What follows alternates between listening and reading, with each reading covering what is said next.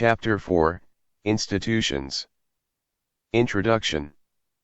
This video clip deals with lake basin management institutions. For those facing the management challenges of lake basins, it is important to identify the currently existing institutions dealing with management of their lakes and also to determine how well they are functioning. To be able to do that, we have to learn what is meant by institutions, what role they are supposed to play in the management of their lake basins, and what qualities we should look into in determination. Definition of institutions. According to one literature, institutions are the rules of the game of a society, or, more formally, are the humanly devised constraints that structure human interaction. They consist of both informal constraints, for example, sanctions, taboos, customs, traditions, and codes of conduct, and formal rules, for example, constitutions, laws, property rights. But this definition is too abstract for most of us. So, let's take the lake basin management case as a concrete example. Difference between organizations and institutions. It is important to note that, organizations are institutions, but institutions are not necessarily organizations. An organization is a systematic collection of people, who work together for achieving the desired end, under a common identity. An institution is an establishment, that is dedicated to promoting a specific cause that can be educational, professional, social, etc. The concept of institution is much broader than the concept of organization. Features of institution. To be able to improve the overall institutional performance in lake basin management, we need to recognize the features such as: institutions have their purposes. Institutions pursue values. They are relatively permanent. Institutions are structured, organized. Examples of institution. The societal needs are pursued differently for different purposes, leading to the existence of different kinds of institution. They include political institutions, legal institutions, cultural, religious, and social institutions, economic and financial institutions. What do institutions do? The members of an institution aim at reaching the same goal. For example, the Fishermen Association members aim at protecting their fishery ground for fostering rich resources, and improve the social and economic status of association members.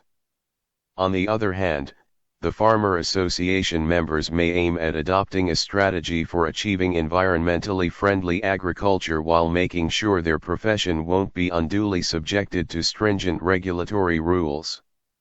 The following are identified as the common traits of institutions. Institutions simplify social behavior for the individual person.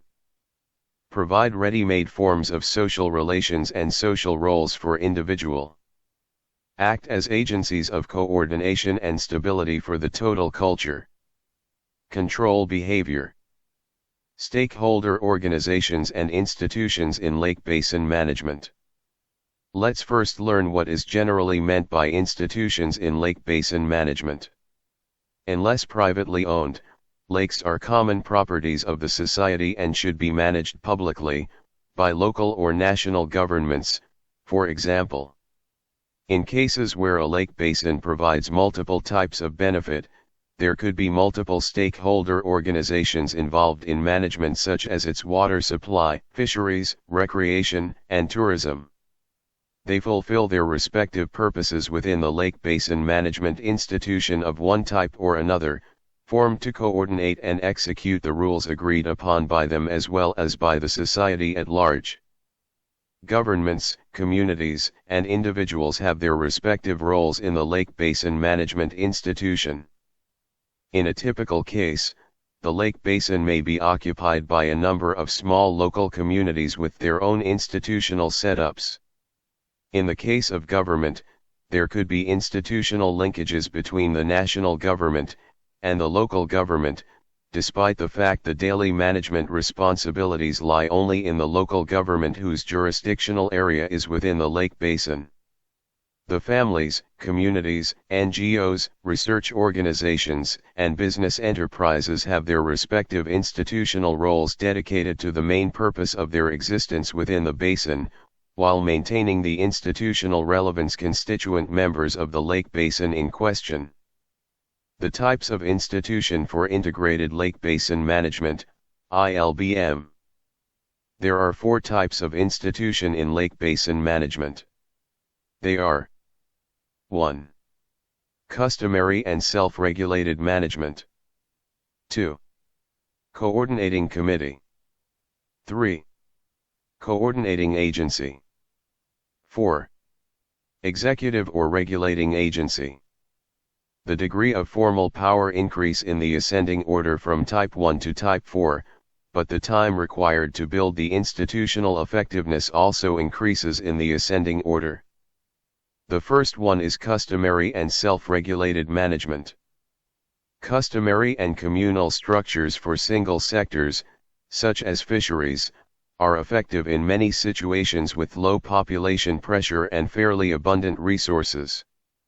Farmer and fishermen associations are customary and self-regulated institutions. The second one is coordinating committee. A common first step towards coordinated management is the creation of a coordinating committee. The coordinating committees are often weak if they do not have legislative backing, a separate budget, or independent staffing. The third one is coordinating agency. A coordinating agency has legal authority or some higher level authorization, such as cabinet approval, a separate budget and staff, and, sometimes, organizational independence from sectoral agencies. A government agency may be created to undertake coordination for lake basin management. The fourth one is executive or regulatory agency. A regulatory agency can actually carry out actions, such as levying fees or enforcing regulations, under its own authority. Since the existence of such an executive agency means that others have to give up power, they are often hard to establish. The prerequisite conditions for an executive agency type lake basin management institution often follow: a long evolutionary history of trust building, a crisis, and existence of no international borders. Features of effective institutions. In developing or managing institutions, it is important to keep in mind some important features characterizing effective institutions. They are: respond to new problems as they evidence themselves both in the ecosystem and in the human system. Tackle critical problems at the most appropriate scale. Remember, learn, build, and maintain both personal and institutional relationships, social capital, with key stakeholders, including funders. Improvement of institutional performance. Some of the questions to ask for improving own institutional performance may also include: have we been investing adequately for strengthening in institutional capability? Does our institution encourage members to listen to each other freely? Have we been developing the capability to adapt to new situations? Have we been engaging in continuous dialogues with the collaborating parties? Improvement of collective performance of multiple institutions.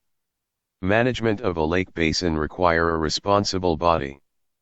When the human population and industrial activity around a lake is minimal, the lake may be managed with little or no institutions to speak of. On the other hand, when the population and the level of industrial activity increase, there may appear a number of institutions working on different aspects of management.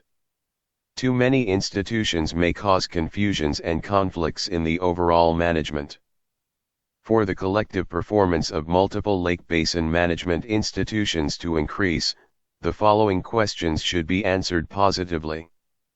Have we been forming alliances with all relevant organizations involving in the basin management effort? Do we have good links to decision makers, And will they listen to us? Has political will and commitment grown, or has it waned? Are our capacity building and training programs effective? Good governance. Regardless of the type of institution for a given lake basin management, the existence of good governance is critical. The features of good governance include enabling environment, transparency and accountability, customary rights, harmonization, institutional pillars in integrated lake basin management. Finally, the institution pillar is closely linked with other 5 pillars which include policy, science, participation, technology, and funding pillars. The gradual, incremental, and long-term approach allows streamlining such interlinkages.